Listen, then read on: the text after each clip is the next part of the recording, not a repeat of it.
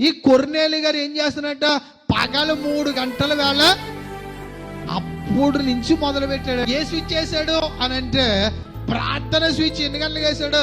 పగలు 3 ప్రార్థన చేస్తానే ఉన్నాడట.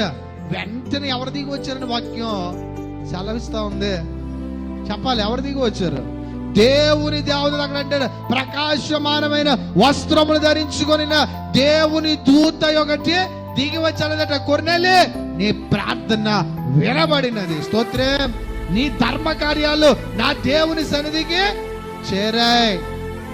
నీ యొక్క ప్రార్థనలో నా దేవుని సన్నిధికి వచ్చే నీ ఆసక్తిని చూశాడు కనుకనే ఆయన నన్ను పంపించాడు. ఇప్పుడు దేవుని జనాంగమా గమనించాలి, నీ ప్రార్థన నువ్వు చేయగలిగితే నీ ఇంట్లోనికి ఎవరు దిగి వస్తారు చెప్పండి? దేవుని దేవదూతలు దిగి వస్తారు. వారే నీ బిడ్డలకు, నీ ప్రయాణాలకు, నీ కుటుంబాలకు, నీ పనులకు కావాలి. స్తోత్రం చెప్పాలి.